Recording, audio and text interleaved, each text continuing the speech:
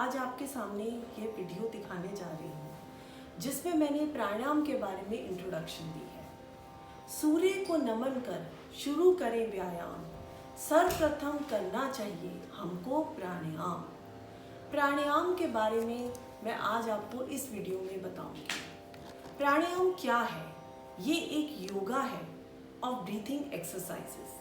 प्राणायाम 2 अक्षरों से बना है।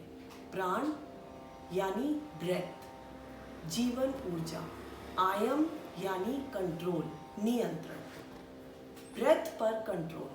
प्राण वायु को जब हम शरीर में प्रवाहित करते हैं उसे हम प्राणायाम कहते हैं। अब प्राणायाम हमें क्या देता है? हमारे शरीर को सर्वश्रेष्ठ बनाता है। प्राणायाम हमें कब करना चाहिए, किस वक्त करना चाहिए? वैसे तो प्राणायाम हमें खुली हवा में करना चाहिए, जहाँ पर्याप्त हवा हो, ऊर्जा हो, सूर्य की रोशनी हो।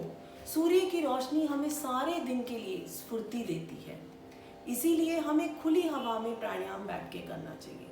अगर आप नहीं बैठ सकते तो आप किसी कमरे में बैठकर भी प्राणायाम कर सकते हैं। प्राणायाम करने के लिए हमें एक छोटे से आसन की ज़रूरत है। चटाई ले लीजिए या कोई योगा मैट ले लीजिए।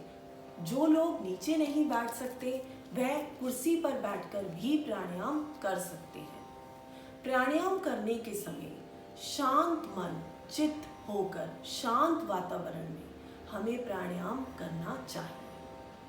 प्राणायाम करने के वैसे तो अनेकों फायदे हैं, मगर कुछ फायदे मैं आज आपको इस वीडियो में बताऊंगी। प्राणायाम हमें कई रोगों से बचाता है। वात, पित्त और कफ तीनों को नियंत्रण में रखते हैं प्राणायाम। प्राणायाम आजकल जो रोजमर्रा में सबसे भयंकर बीमारी जो चल रही है, मानसिक बीमारी, मानसिक विकारों की बीमारी, जिसका नाम है स्ट्रेस। हर छोटे बच्चे बड़े सबको इस बीमारी से जूझ रहे हैं। जैसे कॉलेज गोइंग बच्चे, उनको पढ़ाई का स्ट्रेस, एग्जाम्स का स्ट्रेस, कंपटीशन लेवल इतना बढ़ गया है। कॉलेज का स्ट्रेस, कैरियर का स्ट्रेस, जॉब का स्ट्रेस, बिजनेस वालों को बिजनेस का स्ट्रेस, जो हाउसवाइफ्स हैं उनको घर के कामकाज का स्ट्रेस। तो स्ट्रेस तो मानवीय जीवन का हमारा हिस्सा ही बन गया है। स्ट्रेस को कैसे दूर करें, एंजाइटी को कैसे दूर करें? और सबसे बड़ा नाम है डिप्रेशन। कई लोग कितने टाइम, कितने साल इस बीमारी से जूझते हैं। प्राणायाम उनको इन सब बीमारियों से निजात पहुंचाता है। कैसे? हम रोजमर्रा की जिंदगी में सांस तो लेते हैं, मगर छोटी छोटी सांसें लेते हैं। छोटी छोटी माने जो सांस सिर्फ गले तक पहुंचे। बड़ी सांस हम कभी नहीं लेते। गहरी सांस लेने का नाम ही प्राणायाम है। सांसों का आदान प्रदान, गहरी सांसों का आदान प्रदान ही प्राणायाम है। प्राणायाम करते वक्त ऑक्सीजन की मात्रा हम अपने शरीर में बढ़ाते हैं। जब ऑक्सीजन की मात्रा बढ़ती है तो शरीर का सबसे पहला अंग कौन सा है? Brain, head. ब्रेन हेड में है। तो जितनी भी हमारी दिमागी मानसिक समस्याएं हैं वो सब प्राणायाम से दूर होती है। जैसे स्ट्रेस, एंजाइटी, फोबिया, डर, छोटी छोटी बातों का डर है आजकल की दुनिया में, इनसिक्योरिटी, ये सब उत्पन्न होती है मानसिक बीमारियों से।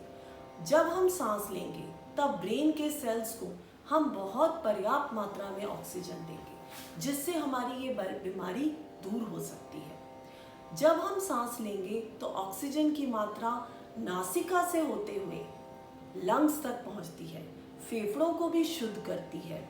जो हमारी श्वास संबंधी बीमारियां हैं जैसे अस्थमा, रेस्पिरेटरी डिसऑर्डर, ब्रोंकाइटिस, खांसी जिसको बारी बारी आना, वो सब बीमारियां भी हमारी ठीक होती हैं। लाइफस्टाइल डिसऑर्डर, आजकल हर छोटे बच्चे बड़े सबको डायबिटीज़, शुगर है जी, थायराइड, उसके बाद ब्लड प्रेशर, हम सब इन बीमारियों से निजात पाते हैं प्राणायाम करने के लिए। प्राणायाम हमने 3 अध्याय में बांटा है।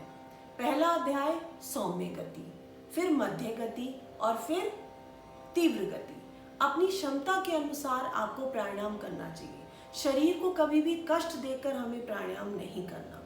धीरे धीरे आप प्राणायाम को 3 मिनट, 5 मिनट, अपनी क्षमता के अनुसार 10 मिनट, 15 मिनट तक भी रोज प्राणायाम कर सकते हैं। दिन में 2 बार भी हम प्राणायाम कर सकते हैं, सुबह और शाम। लेकिन हमें खाली पेट होना चाहिए, 3 घंटे पहले आपने कुछ खाया हो। वेट लॉस का भी बहुत अच्छा उपचार है प्राणायाम। ये सब चीज़ें मैं खुद के एक्सपीरियंस से बोल रही हूँ और कई लोगों को इसका एक्सपीरियंस दे भी चुकी हूँ। नसों की बीमारी जैसे ब्लॉकेजेस हो जाते हैं, कहीं पर क्लॉट्स हो जाते हैं, जहाँ जहाँ आपका ऑक्सीजन का लेवल पर्याप्त मात्रा में बढ़ेगा वहाँ वहाँ से बीमारी दूर भागेगी। तो मैं आशा करती हूँ इस वीडियो से आपको प्राणायाम के बारे में अधिक से अधिक जानकारी मिल गई होगी। आप लोगों से निवेदन है कि अपने बच्चों के साथ खुद भी रोज सुबह 5 से 10 मिनट तक प्राणायाम जरूर कीजिए। स्वस्थ रहिए तो खुश रहेंगे, खुश रहिए तो स्वस्थ रहेंगे। यही अपने जीवन का मोटिव होना चाहिए। नमस्कार, थैंक यू, आपने मुझे अपना कीमती समय दिया। मेरी इस वीडियो को लाइक और सब्सक्राइब जरूर कीजिएगा। कोई कमेंट्स हो तो प्लीज़ कमेंट बॉक्स में ज़रूर कीजिए। Thank you.